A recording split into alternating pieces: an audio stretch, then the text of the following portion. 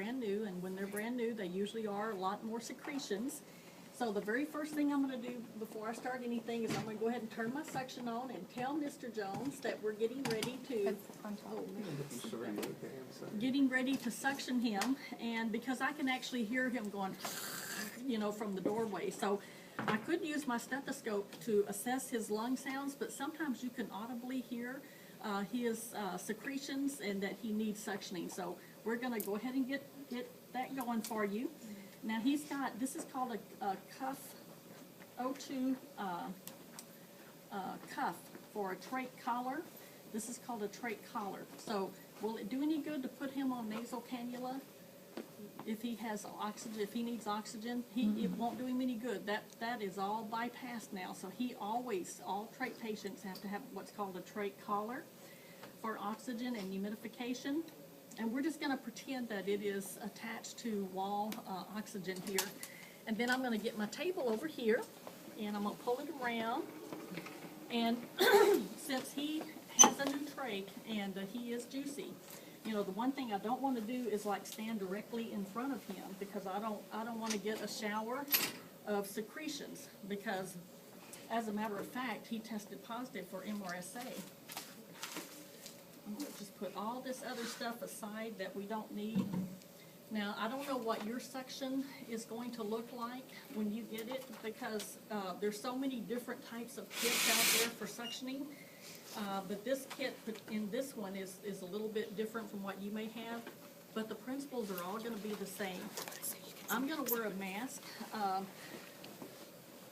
just because if I get hit with some secretions, you know, hopefully it won't go into my nose or mouth or eyes. And you can also get the mask that has the little shield on there, so if you don't have eye protection. And I'm going to tell Mr. Jones, I don't have an ambu bag here, but I'm going to tell Mr. Jones to take 3 deep breaths.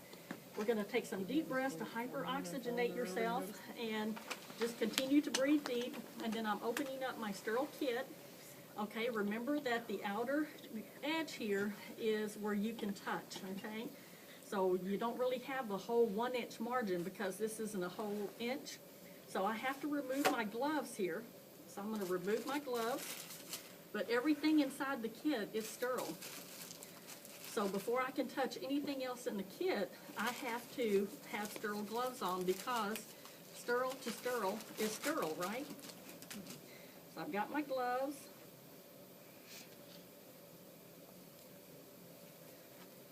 And you never know what size gloves you're going to get in any kit, so you just really have to learn how to be adaptable and work with whatever you have. Make your hands shrink.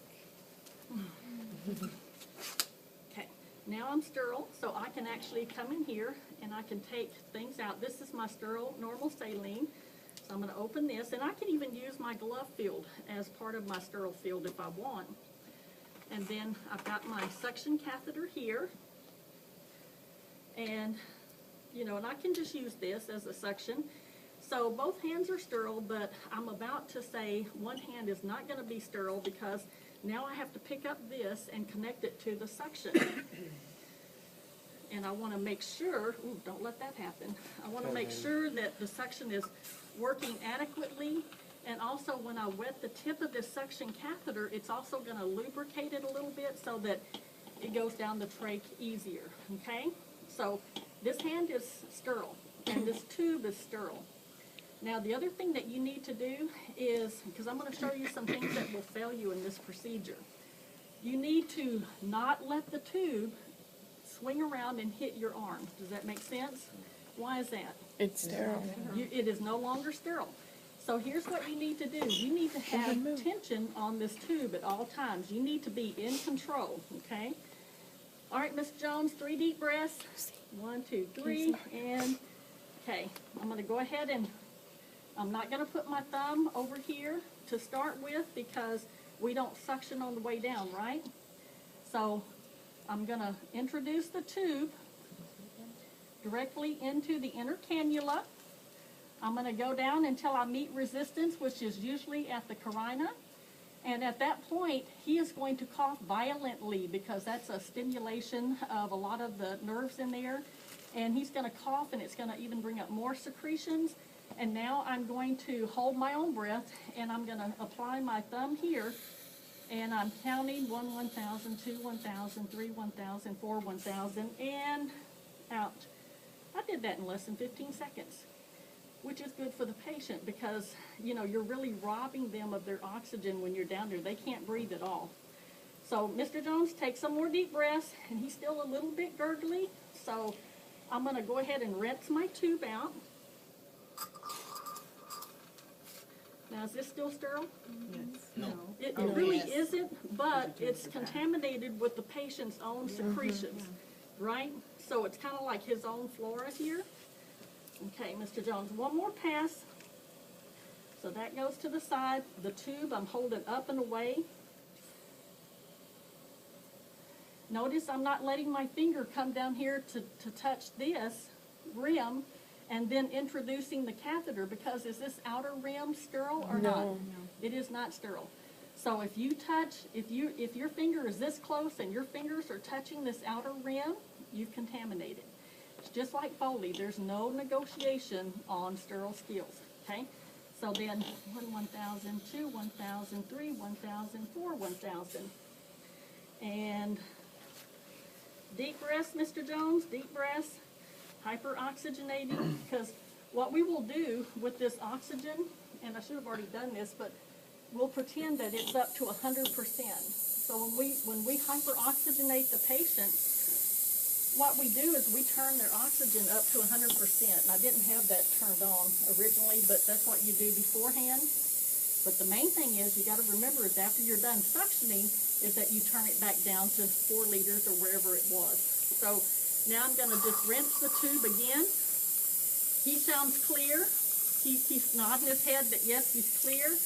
And I'm taking it out of here and glove over the catheter. Voila. When you're going in with that catheter, is that deprivation as well, or only when you're Only when suctioning? you're coming out, because you're applying that suctioning, and so it's taking all of their oxygen too. And, you know, a good rule of thumb is if you just hold your own breath, you'll kind of get the gist of what they're feeling. And then you've cleared out the tubing, you know, beforehand, because you don't want to leave it dirty for the next person. And then it just kind of gets back over here, and then we just turn it off. And then I'm going to reassess his vital signs. Did his heart rate vary? Did it go down from the baseline? Because especially we're concerned about bradycardia because of stimulation of the vagus nerve. When we touch that carina, it really does stimulate that vagus nerve. So, always stand to the side, never in front of the patient, because especially when you get down to that carina, they're gonna go, you know, it's just like if something gets in your own airway. Y'all have had that happen before. And your immediate response is to get it up with, you know, violently. That's exactly what happens when we suction this patient. And you're always looking at the secretions. If you ever see blood, that's not a good sign. It could be a tracheal erosion or, you know, an arterial, you know, leak there or something. So, you know, make sure that you don't over-suction the patient. And eventually, you know, if this patient doesn't need the trach anymore, eventually it'll be closed off and they'll have their own airway again. But some patients have to live with the trach for the rest of their life, and it becomes kind of like a Foley. It's their own flora, and they just kind of, you know, you know, take care of it themselves with the suction catheter that they may just rinse out in the bathroom. You know, so it's not always going to be sterile. But we're going to assume that this is a brand new trach and it is sterile for all purposes of testing. So what questions do we have? Just one. I don't mean to nitpick, Oh, no. but when you like open this, I know you notice you just reached in and grabbed it. Are you not contaminating the field if you Well, just... what I did is I had reached in and I took my gloves out Okay. and I opened my glove pack